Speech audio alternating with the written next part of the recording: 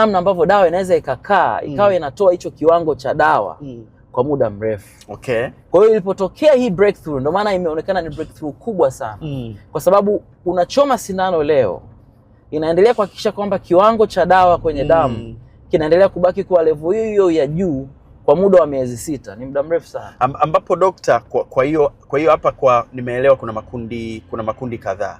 Kuna hii ya kuchoma ambayo ni dawa kinga, kwamba unachoma kwa miezi 6, hata kitakapoingia kitadhibitiwa. Kwa hiyo hutopata, kimsingi ni virusi vinaingia lakini havitoishi mwilini kabisa. Vitakabiliwa,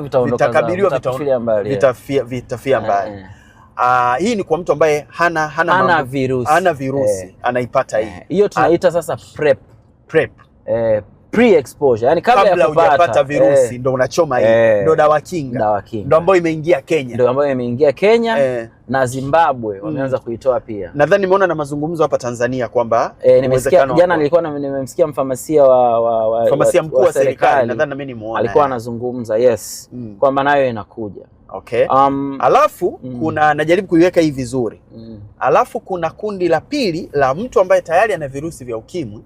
Unatuambia kwamba kulikuwa na ile struggle ya kunywa dawa kila siku. Kwa sababu ile kibinadamu pia inachosha ile. Na ndio changamoto kubwa kuliko zote za watumiaji wa dawa. Yaani ilipokuwa inakuja baada ya tafiti kufanyika kwa muda mrefu, iligundulika kwamba watu wengi walikuwa wanapata shida, wanatamani wawe kwenye dawa muda wote. Ndio. Kila mtu anatamani anywe dawa, lakini changamoto kubwa ilikuwa ni hiyo burden ya unywaji wa dawa kila siku, dawa nyingi. Tena walikuwa wanafeli kabisa na wale ambao wana move muda wote. Let's say kwa mfano madereva wa malori, madereva wa mabasi, si ndio tungesema bodaboda guys, of course again siku hizi hiyo mambo yalishabadilika, lakini kwa zamani ilikuwa ni wale ambao wako mobile. Okay. Si ndio ilikuwa ni ngumu sana kwa sababu unabebaje vidonge vyako? Unajua utalala wapi? Unajua itakuwa, yani it was too much. Hapo kuna swala la faragha, utaki mtu mwingine ajue hali yako ya kiafya. Which was very legitimate. Ni sababu za msingi kabisa. Ambayo hiyo sasa ndio ikapelekea sasa ndio ikabidi watu wakune vichwa sana. Tunafanyaje? Ndio maana sasa hivi tunazungumzia very big revolution. Kwamba sasa hivi hii ni PrEP.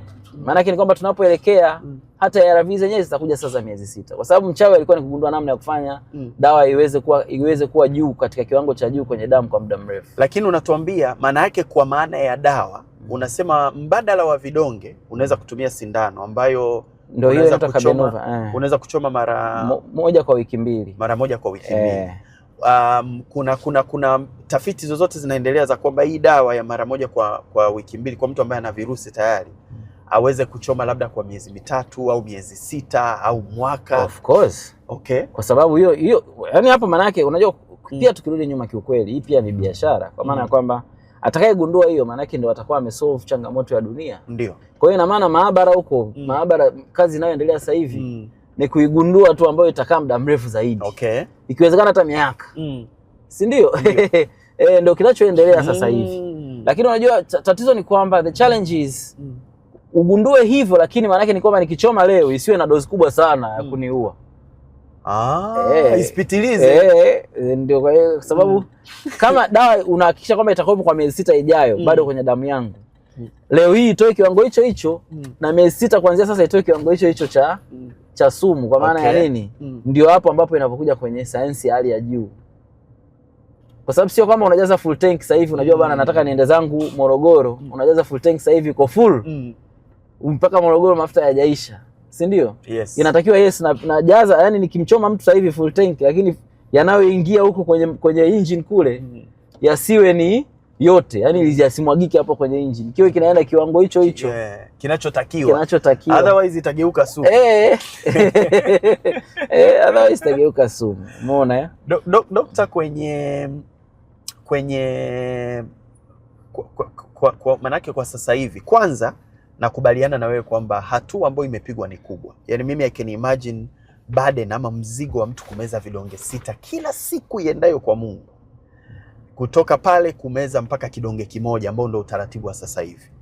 Kutoka pale mpaka kwenda kwenye sindano ambao unatuambia mtu anaweza kuchoma mara moja kwa wiki mbili labda, si ndio hivyo? Akawa yupo sawa. Ni ni hatua kubwa ambayo imepigwa. Kwenye hili la kuchoma sindano dokta, nini ambacho kinafanya kama mtu anaweza kuchoma sindano kwa wiki, akakaa kwa wiki 2 asiweze kutumia vidonge? Kwa nini hakuna option ya vidonge kwenye hizi sindano za kila baada ya wiki 2? Nadhani formulation tu.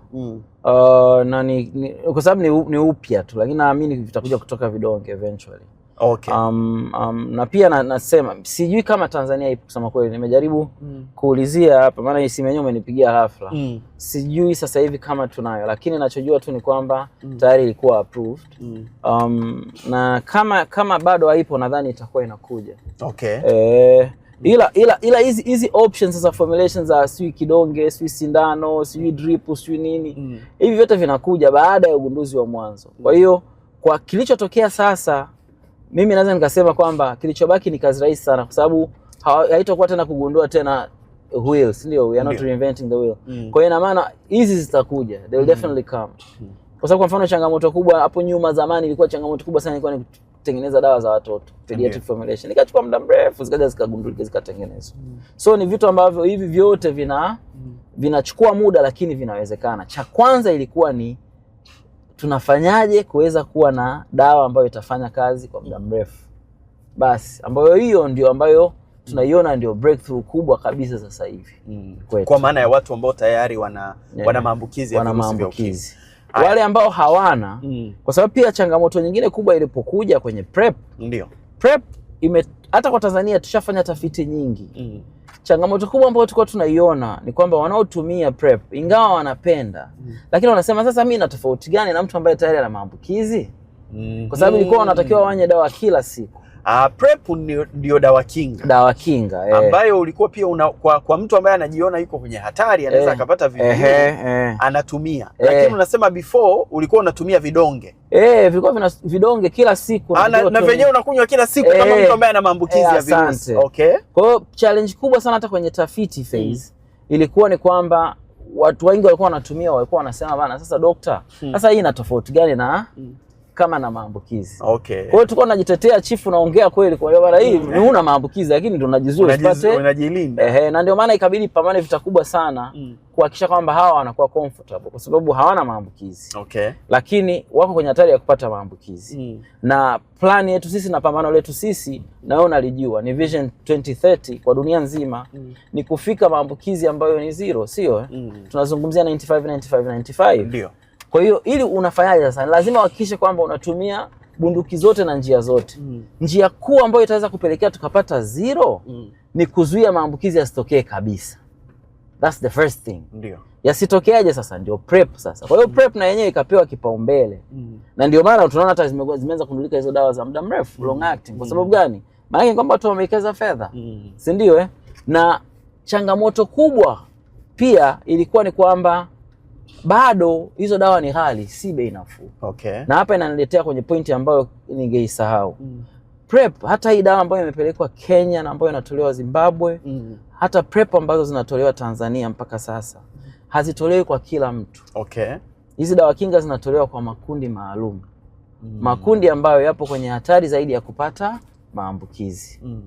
Again nasema kwa sababu ni upya. Mfano makundi hayo, wanawake wanaofanya biashara ya ngono. Okay. Si ndio? Hawa ndio number 1. Si ndio? Wanaume wanaofanya ngono kinyume cha maumbile. Si ndio? Kuna makundi ambayo yamekuwa identified kwamba haya makundi yapo kwenye risk. Na najua dokta, unajua ukisema hivyo, kuna mtu anaweza akakaa hapo akasonya. Au si wamejitakia wenyewe. Napenda sana hiyo point. Anasahau kwamba yule mtu ambaye anaenda labda mwanaume anafanya mashiriki mapenzi ya jinsia moja. Sawa, utamlaumu kwa mazingira jinsi yalivyokaa, lakini sasa kumbuka yule anakuja, kuna mwingine anakaoa, kuna mwingine ana mwanamke, so unajua zile. Kwa hiyo atamletea hatari mtu mwingine. Kwa hiyo ina maana katika level ya serikali, ndio maana nadhani kwenye sera inaangalia vitu kama hivi. Kwamba bwana huyu tumdhibiti, yani tumdhibiti kule. Asante. Ili akija huku kwenye jamii asije kuleta balaa. Yani tuanze picha kubwa. Siza. Sasa hivi tunapambana vita vya magonjwa sio kuambukiza, kwa mfano kisukari manini. Ndio. Wewe umeona mzungu anaweka hela kupambana na kisukari. Kwa sababu gani? Yeye hana hatari. Wewe ukiumwa kisukari huko haimuhusu. Si ndio? magonjwa ya kuambukiza as long as yapo, kila mtu yupo kwenye hatari. Ndio maana they are investing here. Ndio maana wanaweka hela hii. Nimeanza mbali ili kusema pointi ya msingi. Takis walifanya utafiti mkubwa sana. Na utafiti ulionyesha kwamba watu ambao wengi wanapata maambukizi ni watu ambao wapo kwenye ndoa, wapo kwenye mahusiano. Okay. That is proven. Okay. Si ndio Na hayo maambukizi waliyapata baada ya kuingia kwenye ndoa. Maana yake ni nini? Kwanza tunaanza kuzungumzia community ambayo tunaamini ndio salama kuliko zote. Ndio. Si ndio? Kwa hiyo kama walipata wakiwa ndani ya ndoa, maana yake ni kwamba kuna faulu ilichezeka somewhere. Ndio. Si ndio Sasa alicheza na nani hiyo faulu? Tunakuja sasa huku nje huko. Ndio. Ambapo watu wanaishi maisha wanayoishi. Si ndio Web. Tunasemaga ule web ni kama nani ile ya tandabui la buibui. Unaona lile lilivyo. Ikafanyika tafiti nyingine ambayo sio rasmi. Okay. Ambayo watu waliulizwa randomly mtaani. Wewe una mahusiano na watu wangapi? Si ndio Kila mtu, watu wengi sana wakasema wana mahusiano na watu wawili au zaidi.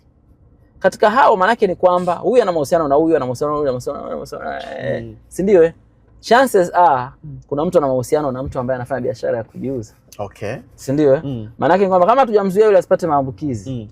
Huu mtandao wote tupo. Haya, tuje kwa wanaoshiriki ngono kwa jinsia moja. Ndio. Same story. Si ndio Ambao wale unasema dokta wapo kwenye hatari zaidi kwa sabu pia za kibiolojia. Kibiolojia kabisa, na hiyo iko proven kabisa 100%. Kwamba risk yao ni kubwa zaidi. Risk yao ni kubwa mno. Kwa hiyo sasa hizi movements, hizi approaches zinawalenga kwanza makundi yaliyokuwa hatarishi, kwa sababu dhamira ya dunia ni kuondoa ugonjwa. Kwa hiyo tukiwaacha, maana yake ni kwamba tunakuwa tumeacha. Ni sasa na wewe kuna sababu unaweza kuangalia sisimizi wanatoka kwenye kashimo fulani kamoja. Wewe uko busy huko pembeni unajaribu kupiga dawa. Kishimo kiko pale pale, wanazidi kutoka. Bado tunakuwa tuna holes, tuna mashimo ambayo haya bado yanaruhusu maambukizi yaendelee kutokea kwenye community. Kwa sababu tusipozuia kule, maana yake ni kwamba we are not safe, hakuna mtu ambaye yuko salama. Okay. Inawezekana wewe hauna kabisa hizo habari, kabisa zero. Si ndio Lakini haumjui mwenzako au yule ambao unashirikiana naye kama naye yuko hivyo hivyo. Kwa hiyo ina maana dokta, hapo basi kuna swali la msingi sana ambalo naamini umelijibu la watu wengi. Kwa sababu kuna mtu anajiuliza anasema okay, tutumie hiyo case study ya Kenya kwa sababu ndo tumesikia hizo dawa zimekuja. Kuna mtu anajiuliza sasa Kenya ni nchi ya watu milioni sijui ngapi huko. Alafu tunasikia ni dozi 21,000 tu zimekuja. Kwa unachosema maana yake ni kwamba unaweza kuziona chache ila zile zinakwenda kwenye wale watu ambao wana hatari zaidi ya kupata maambukizi na wakayasambaza kwa watu wengine. Yes. Okay. Kabisa. Ndio makundi maalum. Ndio makundi maalum. Sasa haya tukiweza kuya control, tukiweza kuzuia maambukizi kwao. Maana yake sasa maana vita ya kutafuta dawa bado inaendelea. Maana yake sasa ongezeko la wanaoambukizwa linapungua. Idadi ya wanaoambukizwa kwa siku inapungua. Idadi ya wanaoambukizwa kwa mwaka inapungua. Maana yake sasa resources zinapelekwa kwenye wale ambao tayari wana maambukizi, wanaendelea kuwa kwenye dawa.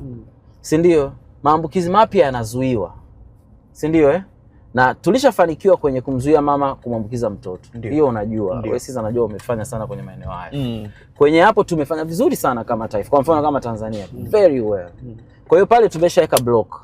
Changamoto imebaki kidogo tu kwa wale ambao wanajifungulia nyumbani, wale ambao waendi clinic na nini, ambayo hiyo inafanywa kazi na serikali. Lakini sasa imebaki sasa kwenye community, ambapo ndo tunapokuja sasa kwenye vitu kama hivi prep. Kwa maana sikiliza, tayari kuna watu wana maambukizi. Sisi tunachotaka tuzuie maambukizi yasitokee. Watu kubadilisha tabia ni mchakato wa muda mrefu sana. Kwa hiyo wakati tunaendelea kuzungumza namna ya kubadilisha tabia, lazima tuwe tuna mechanisms in place ambazo zinazuia watu wasipate maambukizi. Ambapo ndo hii dawa kinga sasa. Okay. Ndio maana nasema this is a game changer. Inazuia nini? Maambukizi yasitokee. Tukifanikiwa hapa, maana yake tunapoelekea tutafika hatua ambapo tutakuwa tuna maambukizi kabisa.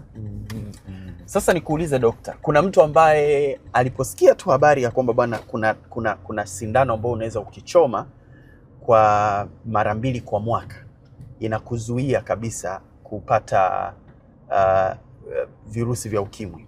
Si ndio hivyo? Anasema bwana, mimi tabia zangu nazijua. Mimi najijua. Hii kitu nahitaji.